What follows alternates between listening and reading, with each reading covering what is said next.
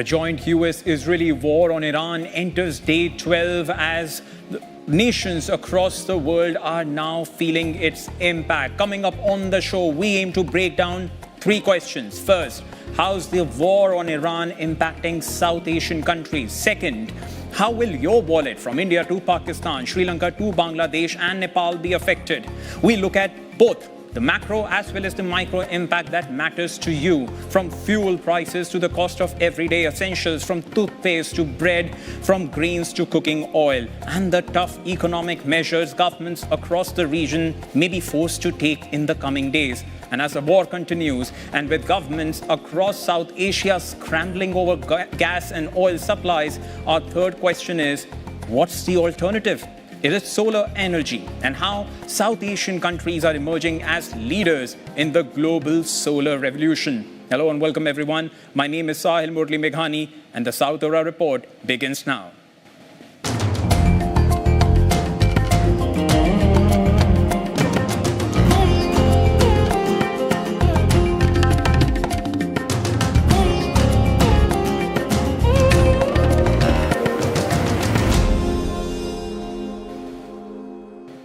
First, let's look at what has happened over the last 24 hours. US and Israeli strikes have now hit what Tehran claims are nearly 10,000 civilian sites. More than 1,300 people have been killed. Iran's state media says it launched its largest operation since the war began, firing some of its most advanced ballistic missiles at Israel's Tel Aviv. The US military says it destroyed 16 Iranian mine layers overnight. Gulf states, including Saudi Arabia, Kuwait, and the UAE, continue intercepting missiles and drones.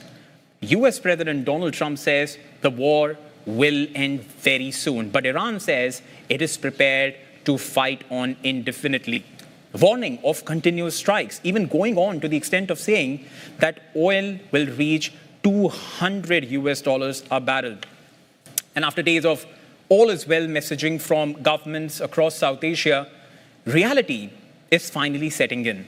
The war in the Middle East has now hit home and governments are starting to take action. India, for instance, has asked refineries to increase production of LPG for household use. Pakistan has announced more than a dozen austerity measures this week to deal with the global fuel crisis triggered by the conflict. Bangladesh has introduced fuel rationing. South Aura Network's Priyata Brajbasi has more.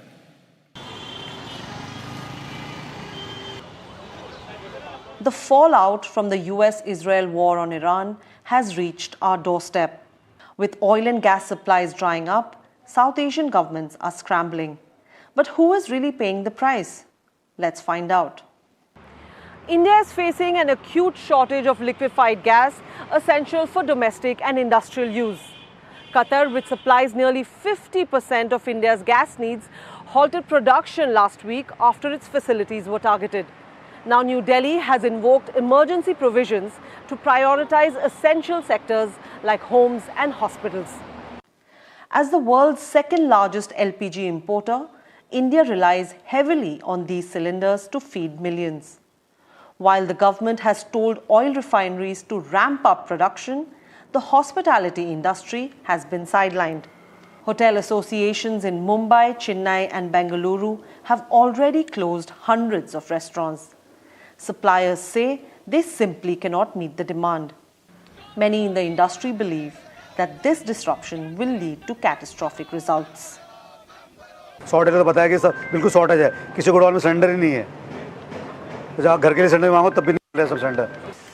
Problem होगी, जैसे हमारे यहाँ पर 8-10 workers हैं, उनके ऊपर effect पड़ेगा, plus जो एलपीजी के अगर शॉर्टेज होगी तो आगे से अगर ब्लैक में हमें मिलेगा तो हम अपना प्राइस हाइक भी करेंगे, उससे आम जनता को दिक्कत होगी। Travelers are feeling the pinch as well. Air India has announced an increase in fuel surcharge on all routes, spiking airfares. Meanwhile, in Pakistan, which imports more than 80% of its oil, the crisis is even more severe. Fuel prices in Pakistan have hit historic highs, with petrol now at $1.15 a litre and diesel at $1.2 a litre, both up 20% in a single week. Prime Minister Shehbaz Sharif on Monday announced sweeping emergency austerity measures. Measures include a 4-day work week, school closed for 2 weeks, and salary cuts for cabinet members and government employees to conserve fuel. जैसे ही school का बंद ऐलान किया उन्होंने, ये सारी मार्केटें, ये दुकानें बिल्कुल खाली पड़ गई हैं। तक ये मौजूदा जो सूरत हाल है, जंगी मामला जो चल रहा है, ये होप्स हो कि जल्द से जल्द ये मामला ख़त्म हो। जो आलमी मंडी में पेट्रोल की कीमत है उसमें भी कमी आए, यहाँ पर पाकिस्तान में पेट्रोल की कीमत में कमी आए, ताकि लोग रोजाना की मामूल के मुताबिक अपनी जिंदगी में गुजर बसर करें। Bangladesh is also reeling. It relies on imports for 95% of its energy needs and has ordered closure of public and private universities. Gas shortages have shut down 4 of Bangladesh's 5 state-run fertilizer factories. As a part of its Neighbourhood First policy, India delivered 5,000 metric tons of diesel to Bangladesh on Tuesday, with plans to deliver another 45,000 metric tons of diesel over the next 4 months. But as the conflict in the Middle East shows no signs of ending, South Asia's energy security remains a pressing issue. Priyata Brajbasi, South Asia Network, New Delhi. Let's bring in our panel of guests. From London, oil and energy expert Jonathan Lamb, and from Istanbul, geopolitics expert Borso Daragai. A warm welcome to you both. First to you, Jonathan. Clearly, the impact is now widening up. It no more is restricted to the Middle East, and is now beginning to impact South Asian countries as well. Yes, it's clear that the countries outside of the Gulf region that are most impacted by what's happening are those in Asia, and in Southeast Asia in particular, because so much of the oil and gas contracts that countries like Pakistan or India have are with countries within the Gulf. And so they're the ones that are getting cut off from their supplies first, and they're having to deal with the fallout before it's reaching other parts of the world. And in that sense, Borso, if I can just come to you on what Jonathan said. Now South Asian countries are facing the heat. Do you think the heads of governments all across South Asia now need to, or will they actually come together and now reach out to both US, Israel, but also to Iran, and use their influence to possibly sort out this crisis? And also, do they have the leverage to do that? Well, I don't think they have the leverage to do that with Israel. With Iran, yes, a little bit.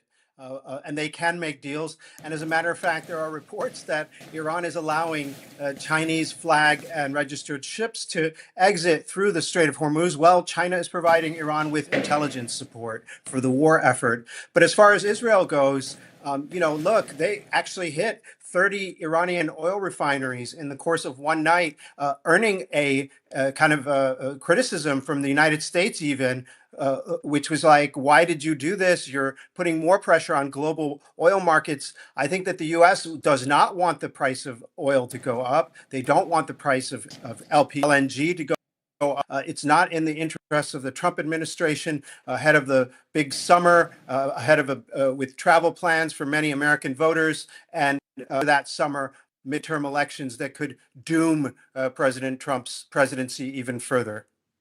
And Jonathan, to what Borso is saying, that it could also impact Trump's presidency campaign. And in any election, particularly in the US elections, economy plays an important role.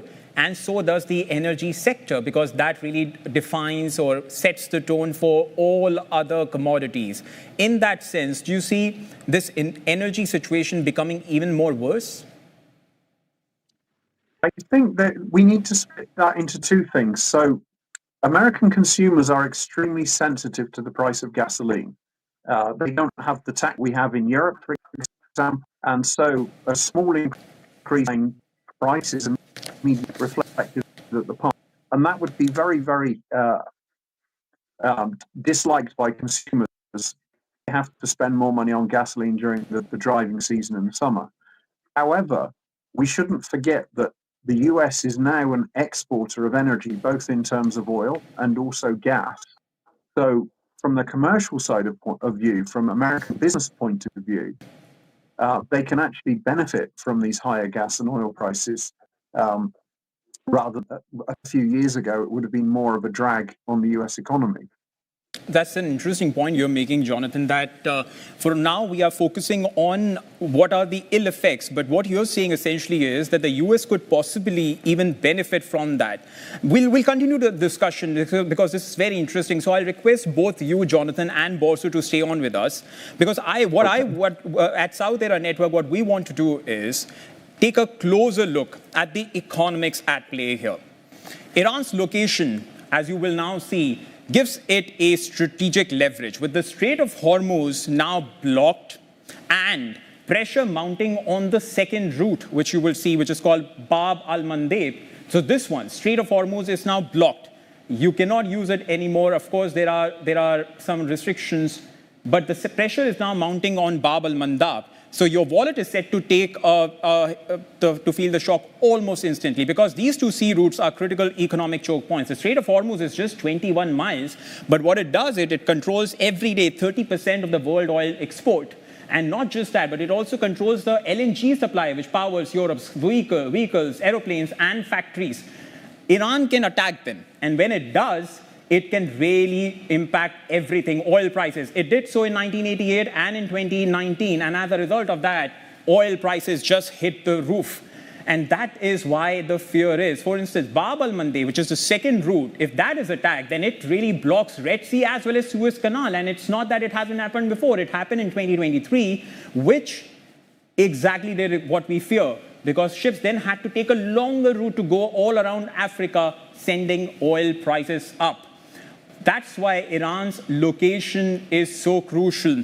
That's why what's happening all across the Middle East is impacting not just South Asia, but also North America and Europe. Now imagine both of these sea routes getting disrupted at the same time. Oil prices would surge. And as Jonathan was pointing out, if that happens, some countries are going to face the heat. But at the same time, other countries like the US also stand to benefit from it. Jonathan, if I can come to you for a quick comment on the economics of it. We've shown our viewers how strategic the Strait of Hormuz is.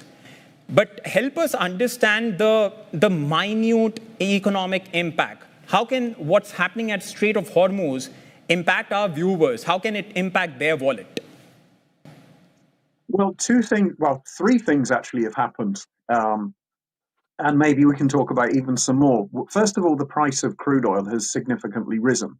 We saw it go up to $116 a barrel initially, but it's around about 90 when it was 70 to 75 before. So that puts the price of everything up that depends on crude oil. But we've also seen refined products, in particular jet fuel, secondary diesel, the price compared to the price of crude oil, which we call the crack margin, has expanded very rapidly, because a lot of the jet fuel sold, again, particularly in the Asian market, came from the Gulf region. So you get a double whammy. Both the price of oil is going up and then the price of the refined product relative to the oil. So when you want to fly next time, you're going to face a much higher price of your ticket, as well as obviously when you want to drive, you have to pay more for your gasoline or for your diesel. We also have seen the price of LNG jump, because obviously Qatar has such a big part in the global LNG supply. And that means that in many countries where the price of gas basically determines the price of electricity, the price of electricity will go up. And with the price of electricity going up, the price of everything else goes up. And in some cases, we might see industrial production in some factories, in some plants, have to close down because they either can't get hold of the gas or the gas is too expensive. So there's a rolling effect of different things going all the way through the economy. I said there was three things. There's actually more as well: petrochemicals and fertilizer.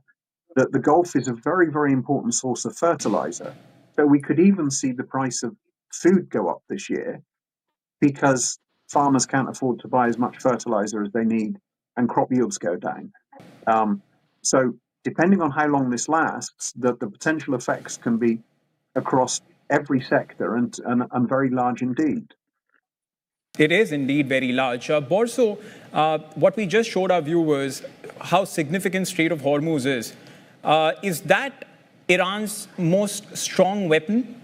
Is that something that that makes Iran a force to reckon with? And do you think, in your opinion, in your estimate, did the United States underestimate the significance of the Strait of Hormuz, but also Iran's proximity to Bab al-Mandeb? It's not about Iran's proximity to Bab al-Mandeb. It's about the Yemeni Houthis' proximity to Bab al-Mandeb. They basically are a pro-Iranian militia that is controlling the northern part of Yemen, and that includes the Bab al-Mandeb. And Iran has yet to activate that militia to block the strait. Yes, Iran has this card to play. And I will also note that the Wall Street Journal reported today that Iran's exports out of the Strait of Hormuz to China actually hit a record, according to the Wall Street Journal. So there is oil getting out of the Persian Gulf. It's just not going to countries that Iran views as somewhat complicit in the Israeli-U.S. war effort. So it is a card that Iran can play, has played, and could further play. As for whether yes, it does appear that the Trump administration was seduced by Benjamin Netanyahu into the idea of a quick, clean war that would be over in a couple days, maybe 4 days maximum, with the Iranian regime decapitated, and then all of a sudden, peace and democracy would come, and he would be hailed as a hero that got rid of the Iranian regime. He was suckered into this plan that was a really bad plan because it doesn't seem to have accounted for any of the smart analysis of Iran and the way the regime works that any person at the State Department's Iran desk or at the Defense Intelligence Agency or at the CIA could have given Trump. He seems to have ignored that and gone with his gut and what Lindsey Graham and Benjamin Netanyahu fed to him. Interestingly, Jonathan, if you heard Borso is saying that Iran has been playing that card and will continue to do so. To that, I want to add what has just come in what just came in earlier in the day, where Iran is now warning continuous strikes and even saying that get ready for, I'm quoting directly from Tehran's Khatm al-Anbiya military command headquarters, in which it said, get ready for the oil barrel to be at $200 because the oil price depends on the regional security which you have destabilized in that warning issued to the United States. Is that a possibility? One. And if that happens, Jonathan, what sort of a catastrophe is the world staring at? It's always possible. It depends very much on how long this conflict continues for. So we've seen today as well that the International Energy Agency has announced that 400 million barrels of inventory will be released. If we think that roughly it's the amount of oil not coming out of the Gulf it's not the 20 million headline number that we've been told, but it's probably closer to 10 because of bypass routes and so on. This would last for 40 days, effectively. We have 400 million barrels. That covers it for about 40 days. After that, there's still more inventory in the stocks of IEA countries, so there could be another stock release. But if it goes on for long enough, there's not going to be any inventory left. And then where the price of oil goes is anybody's guess. I would like to point out that we've seen oil at close to $150 a barrel in 2008. And on an inflation index Adjusted view, that would be around about $225 in today's money. And we saw what happened last time that there was $150 a barrel of oil. There was a global recession. And we have spoken about the macroeconomics, Jonathan. I'll come back to you to talk about microeconomics. How is it going to impact? Really, if you could just help us with some examples as to, as I started the show, I spoke about toothbrush to bread, from cooking oil to anything that you and I use. So I'm going to come back to you, so viewers stay on with us. But before that, Borso, very interestingly, because you bring in the geopolitical expertise on the show, you said that Iran could very well continue to use it. Now, when you read the statement that I just read out from Iran, the warning that has come in today, is that just tough talk, or is it something that Iran can do? It's something that Iran can do, and it's tough talk. You know, that organization, the Khatm al-Anbiya, is the Revolutionary Guard's economic arm. It's the engineering and public works. It's like a state-owned company that does all sorts of construction and infrastructure, and considered rather an arm of corruption. So I'm sure that they could do it. Whether they would is a question mark. You know, there are rumors that this war was not well planned out. The Trump administration did not plan on this continuing as long as it has. It did not take any precautions in terms of the global economy. It did not warn any of its partners and allies, including India. And it's a real betrayal in a way to do this without giving these countries any time to prepare. I think it's a disaster, and Iran knows this. And Iran is using this. And, you know, it doesn't even have to stop the flow of oil, to bring up insurance costs for ships moving in and out of the Gulf, to increase the cost of oil futures, Brent crude, or the West Texas intermediary benchmarks, to get those futures prices up. All it has to do is have some dude at the Khatam al-Anbiya make some statement like that, and it will get those markets roiling and hurt Donald Trump and so on. But the question is, on this issue, Donald Trump is reasonable. Israel sees this as its once-in-a-life opportunity to destroy an enemy, and it may not listen to reason. They might not listen to reason. That's the worst fear. Many experts like you also have been pointing out that the United States did, in a way, underestimate the kind of expansive structure that Iran has, which is not quintessential to what other countries have in the region. So Iran is not Iraq, Iran is not Libya, as experts have been writing in articles after articles. Jonathan, I want to come back to you now. As I said, I now want to discuss how it's going to impact me, how it's going to impact our viewers of South Era Network in our daily life. I'll just give you a very quick example. Just today, I watched a video from Dubai's Lulu Mall.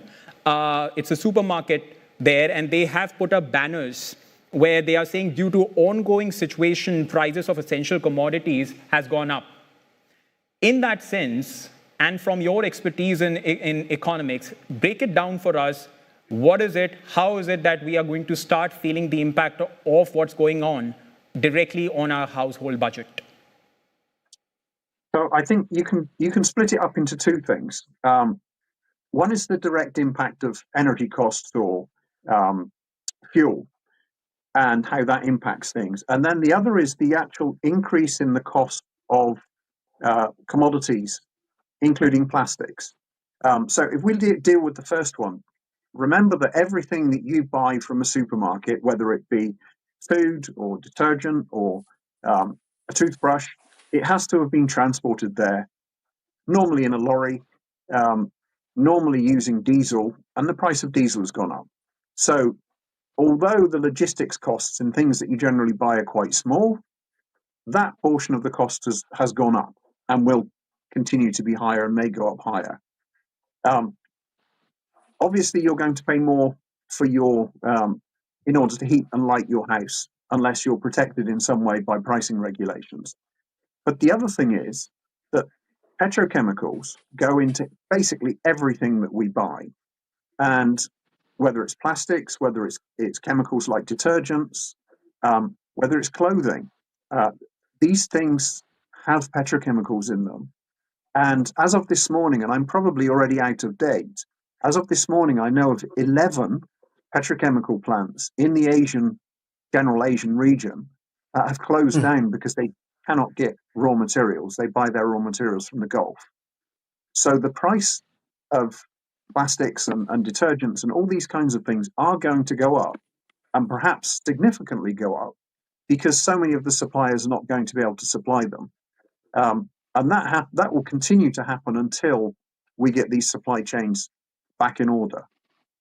Jonathan Lamb from London, Warsaw Daragai from Istanbul. Thank you so much to both of you for helping us understand different layers of this multi-layered story. A Pakistani driver spent 20 years in the UAE sending $300 home every month. He was killed by debris from an intercepted Iranian missile, and his death is now forcing families across South Asia to rethink whether the Gulf dream is still worth the risk. South Asia correspondent Yunain Hameen has more. For millions of South Asian migrant workers, the Gulf has long been seen as a place of stability and opportunity. But as the war between Iran and the United States and Israel spills across the region, even those far from the front lines are now being caught in the crossfire. In the United Arab Emirates, a Pakistani driver, Murib Zaman, was killed after debris from an intercepted Iranian missile fell on his vehicle. Zaman had spent 2 decades working in the UAE, sending about $300 each month back to his family in northwestern Pakistan. His cousin Farman Khan told Southara Network that many families in the region send their youth to the Middle East because jobs are scarce and security at home can be uncertain. But after Zaman's death, he said even those countries no longer seem safe. Zaman, a father to 5, was also a guardian to his late brother's children. It's been a year he visited Pakistan last and met his family in Bannu, his hometown. The incident is part of a wider pattern emerging as Iran continues firing missiles and drones at targets across the Gulf. It's been reported that at least dozen civilians have been killed in attacks across the UAE, Saudi Arabia, Kuwait, Qatar, Oman, and Bahrain. The Gulf's economies rely heavily on migrant labor. In countries like the UAE and Qatar, foreign workers make up as much as 80 to 90% of the population.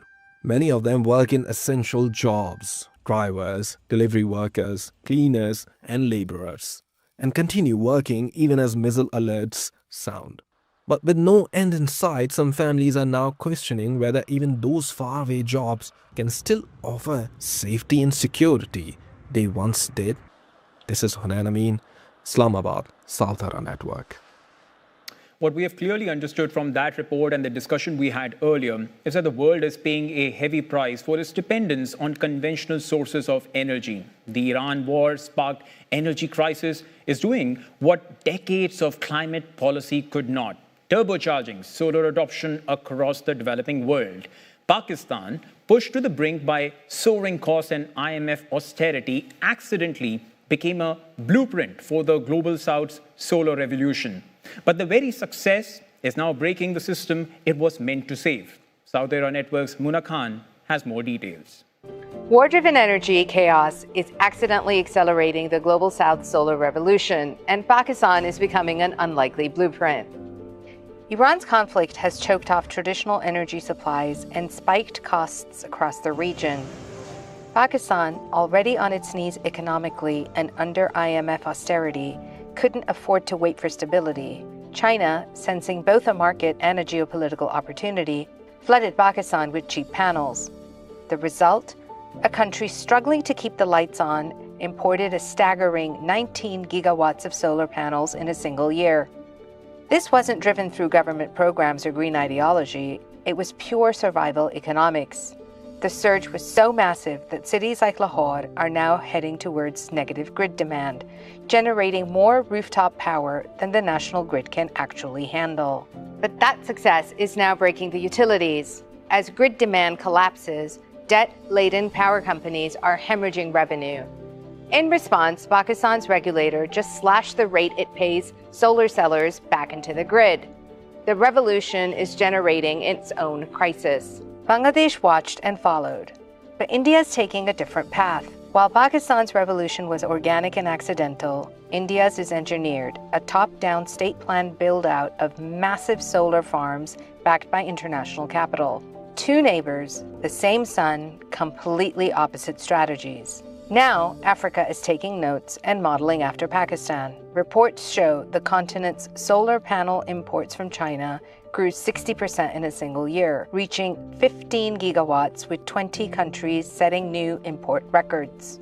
Crisis forced the hand that policy never could. The very instability that was supposed to set developing nations back may have fast-tracked their energy independence. The harder question now is whether grids, regulators, and the poorest citizens can keep up with the revolution they never planned for. Let's hope that momentum coming in from Pakistan, Bangladesh, and India continues the way it has, in a way, delivered results over the last few years. Let's bring in Rana Deep in Paris. She's the executive director at REN21, the global network of actors supporting the changes needed to build renewable energy. My first question, why does the world need to accelerate the transition away from oil and gas? How urgent it is? So I think this crisis again shows how urgent it is, because fossil fuel is basically not only creating basically a climate emergency, which we are seeing on the floods, fires, etc., but also very clearly creating major risks, economic risks, social risks, political risks for the different economies, whether it is because supply of fossil fuel is basically interrupted, price shocks that directly lead to inflations. And I think this is very clear that this is linked to fossil fuel. And I do think it also shows that basically fossil fuel is the origin of basically wars, as we can observe now. And what is really needed here is to understand that renewable energy is today crucial, not only because it is a way of securing energy security and making our economies and societies more resilient. Rana, when we were in school, we were taught about sustainable energy, sustainable development. So it's been going on for many years. It's only when crisis hits that suddenly everyone realizes the importance of that movement, of those calls to shift to renewable sources of energy. In your assessment, what progress has been made so far? So I think what is very clear is, and I would agree with you that the sustainability and crisis is accelerating it. What is also clear is when we're looking at the global development of renewable energy over the past years, the past 10 years, let's say, we also recognize that crisis is not the only driver. Economics are the driver. 90%, for instance, of, and we heard it, for instance, also in Pakistan, but 90% of new installed, new generation capacities, power generation capacities are renewable energy based because it is actually the cheapest option that is there. So renewable energy does not only make sense for sustainable reasons, but also economic reasons. What has clearly happened as a result is that renewable have accelerated. Today, or in 2024, basically 13.5% of all the energy we are consuming is renewable energy based. We see that we're speaking about very solid market, 730 billion US dollars of investment in 2025, constantly increasing. So this is something extremely positive. The challenging part, I think, it's also important to look what is happening is it is not going quickly enough. And very often, basically, the developments are not economy-wide. We see developments in the power sector. 33 countries have more than 50% of their electricity coming from renewables. But we don't see the same developments in, for instance, the heating sector, in the transport sector. And this definitely comes down to political will. So we need the right enabling framework to push this. Since you spoke about the political will, I just want to recall an incident that happened at the World Sustainable Development Summit, which happened in New Delhi last year. I was attending it as a correspondent, and I spoke to Indian-led startups which are working in this sector. And they told me that the biggest trouble they have is getting funding from the government. The government, of course, when it goes to international summits, it talks about going green, going for sustainable sources of energy. But when it actually comes to that political will and funding, because it takes a lot of money to get these objectives achieved, they don't just get it from their governments. So do you think that's a big bottleneck? So access to finance is indeed, especially in developing emerging economies, a bottleneck because unfortunately we're operating global economy where the interest rates are still higher in these economies. What is also very clear is the governments have the responsibility to really enable renewable-based economies. And this means creating the right political and regulatory frameworks. And here we clearly see that this is a challenge. What we also observe, and I think this is really important to see, in 2024, the world has still spent over 7% of the GDP in direct and indirect subsidies to fossil fuels. And this also means that basically renewable energy, even though it is the cheapest solution, is not operating basically in fair conditions, so to say. And this also comes down to political will. Now, you might wonder what the reasons are for governments not to embrace basically the solution. I think here it is very clear that we are living in a world where the economies and the energy infrastructure have been built around fossil fuel and for fossil fuel. And this change, as you said, does require investing in renewable-based energy systems. So there's a real call for it. But it also means to really put the policies in place to shift away and transition away from economies built around fossil fuel and to renewable-based economies, because it is more resilient and it does avoid exactly the crises we're observing during these days. Ranadeep, I also want to understand very quickly from you. The Global South keeps alleging that while there is a lot of onus put on the Global South to take measures, the Global North rarely supports it economically. For instance, South Asia is largely a tropical region. Do you see that divide playing out between what the Global North claims and what it delivers when it actually comes down to supporting Global South in achieving this objective? To be honest, what we do see indeed is that when you're looking basically at the regional distribution of investment in renewable energy, China is very much leading. It's also leading on the production side, 90% in solar photovoltaics, for instance. When we're looking at this globally, 60% is, so from all renewable energy, 60% of the industrial supply, etc., is China-based, but there is 40% that is in other regions. So what does this mean? I think there is, as I said before, the access to finance is fundamental. And here there are real channels that are important. What we see, however, in the case of Pakistan has shown it, but also the case of Kenya, for instance, South Africa, Uruguay, you see all countries in the Southern Hemisphere show that there is interest and there are opportunities to really shift the continuous expenses of those countries for fossil fuel to renewable energy. And this is not only a matter of the access to basically international finance markets, so it does obviously play a major role, but it is also, again, a choice of the governments in place. And it is very clear that, so I take the example of Uruguay because it's really inspiring. It has almost 100% of renewable electricity coming from wind, solar PV, and hydropower, $500 million every year, not spent and basically saved because there is no spending on fossil fuel. The creation of 15,000 jobs. And these are basically clearly showing that renewable energy is not only a resilient fuel, but it is also a real opportunity to build new economies and foster green industrialization. So governments in the Southern Hemisphere, as much as governments in the Northern Hemisphere actually, need to really embrace this new opportunity of creating not only a new energy era, but also a new economy that is fairer, that is more resilient and driven by renewables. We'll leave it there.